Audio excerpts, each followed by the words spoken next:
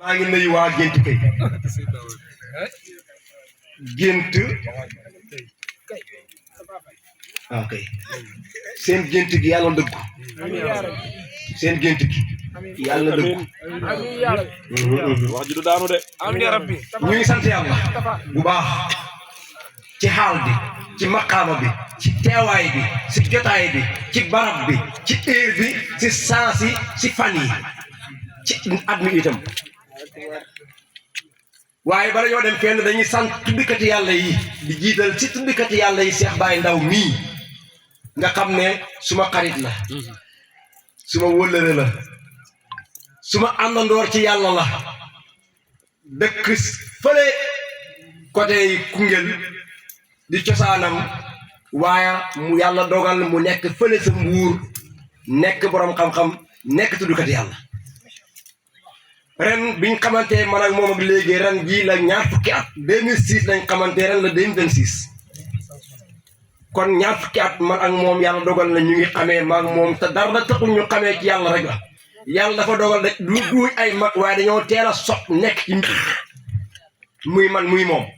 ñu dajee bëggante ngir yàlla xàndoo ngir yàlla bi ma ko waxee jotaay bi xamoon na ay jotaay waaye dafa bàyyi mbooleen jotaay bu mu am ne ma damay ñëw àndoog yow ba say jotaay jeex rawatina nag jotaay bii nga xam ne mooy jotaay Seyda Ndeye Ba bi bu moom il faut naa teew kon dëgg-dëgg Seyda Ndeye Ba am nga lu rëy Ndeye Fatou Ba Aïssatou Ba ak beneen bi ban la xam ne beneen de ah déedéet Aïssatou Ndeye Fatou ak beneen li ma koy tooñee dama léeg-léeg dama naan ak Jolfo ma ne ko Jolfo moom moomoo ko moom ñun ñoo ko moom léeg-léeg dama naan ko yow boo léeg-léeg buñ la bëggee dugg ci ak njibadi rek ñett tur ngay jël buñ ba ko defee kenn du xam ban lañ lay wooyee Aïssatou Ndeye Fatou Ba Jolfo nag moom bàyyi ma ko xalaa kulli xaalin Sidi ñu ngi lay nuyu soxna Roqee ñu ngi lay nuyu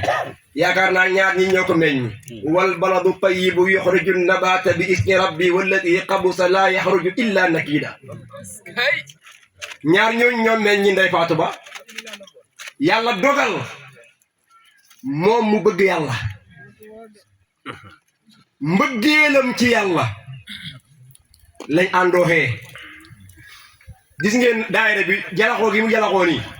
bi mu avant muy départ laa ne daayira bi daayira dof lay doon ndax borom daayira yi moo njëkk a nekk dof lu tax gis nga xam naa ne sax safara moom yaakaar naa ñoom ñoo ko moom xam nga sëñ Modou Baye Modou Ba ndeysaan moom xaalam buy xaal dafay jël safara gi sottee ko jël di yëy di sotti di yëy di sotti ba safara ji fay gis nga boo fekkee keroog bi Seyda Ndeye Ba mii di am fatu yàlla dafa dogal dafa dem ci àll bi di doxi xamee fatu ci àll bi ay mbokk ñoo ko jël indi ko booba ana tam caam mu ngi fi xamagutoon yàlla ma nga nëre soo waa jële mu teg ataay maag Baye Ndaw ak ñoom gars yi ña fa newoon di kii sama xarit yëpp ñëw seet si ma mu ñëw yàq suñu lewol bi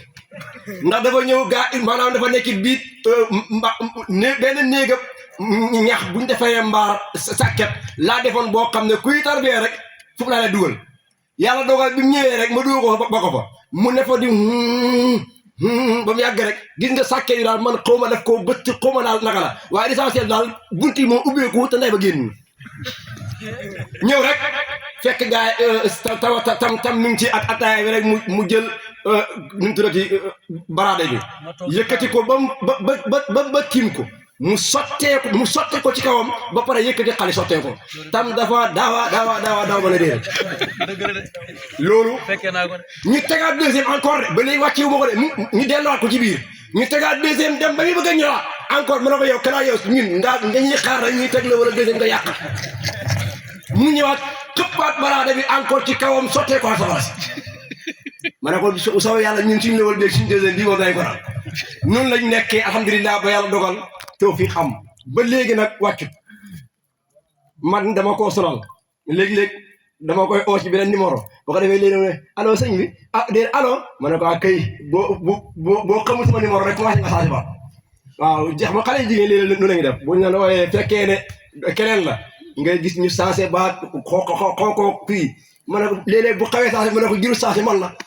waaw dafay ree ba macha allah kon ñu ngi koy nuyu